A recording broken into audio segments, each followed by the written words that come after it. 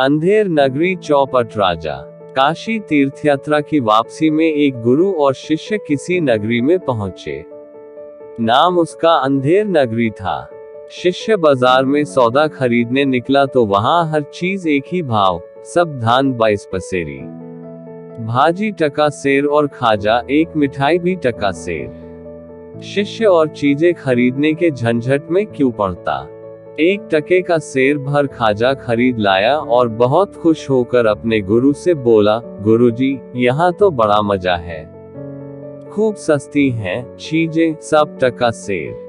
देखिए 1 टका में यह सेर भर खाजा लाया हूँ। हम तो अब कुछ दिन यही मौज करेंगे, छोड़िए तीर्थ यात्रा, यह सुख और कहाँ मिलेगा। गुरु समझदार थे, बोले, बच्चा, इसका नाम ही अंधेर नगरी है, यहाँ रहना अच्छा नहीं, जल्दी भाग निकलना चाहिए यहाँ से। वैसे भी साधु का एक ठिकाने पर जमना अच्छा नहीं।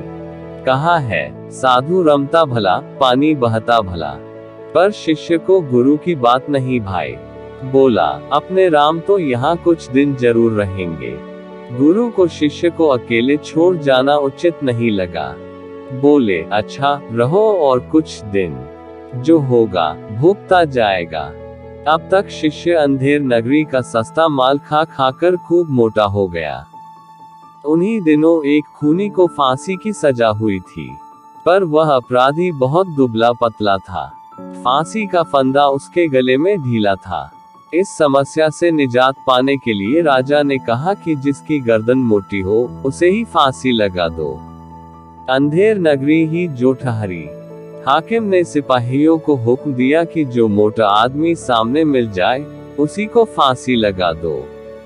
एक खून के बदले में किसी एक को फांसी होनी चाहिए, इसकी हो या उसकी, किसी की भी हो, जीव के बदले जीव। सिपाही मोटा व्यक्ति खोजने चले तो वही मोटा शिष्य सामने पड़ा। वह हलवाई के यहाँ खाजा खरीद रहा था। सिपाही उसे ही पकड़कर ले चले। गुरु को खबर लगी, वो दौड़े आए, सब बातें लोगों से मालूम की। एक बार तो उनके मन में आया कि इसे अपनी बेवकूफी का फल भोगने दे, पर गुरु का हृदय बड़ा दयालु था। सोचा, जीता रहेगा तो आगे समझ जाएगा। सिपाहियों के पास जाकर बोले, इस वक्त फांसी चढ़ने का हक तो मेरा है, इसका नहीं। क्यों? इस वक्त कुछ घंटों के मुहूर्त में फांसी चढ़कर मरने वाला सीधा स्वर्ग जाएगा। शास्त्र में गुरु के पहले शिष्य को स्वर्ग जाने का अधिकार नहीं है। शिष्य गुरु की चाल समझ गया, चिल्ला उठा, नहीं गुरुजी, मैं ही जाऊंगा। सिपाहियों ने मुझे पकड़ा है, आपको पकड़ा होता तो आप जाते। इसी एक बात पर दोनों ने परस्पर झगड़ना शुरू कर दिया। सिपाही हैरान थे, भीड़ इकट्ठी हो गई। फांसी चढ़ने के लिए झगड़ना वहां के लोगों के लिए यह एकदम नई बात थी। जल्दी ही यह बात राजा के कानों तक पहुंची। राजा ने कहा, यदि ऐसा मुहूर्त है तो सबसे पहला अधिकार तो राजा का ही होता है और उसके बाद क्रम उसके उच्चाधिकारियों का। गुरु शिष्य बहुत चिल्लाए कि साधु के रहते स्वर्ग में जाने का अधिकार किसी दूसरे को कदापि नहीं है, पर किसी ने एक न सुनी। सबसे पहले राजा और फिर एक एक करके कई मंत्री अधिकारी फांसी पर चढ़ गए।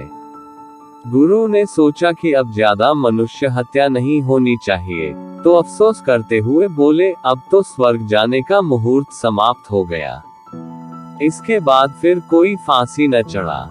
तभी गुरु ने शिष्य के कान में कहा, अब यहाँ से जल्दी से निकल भागना चाहिए।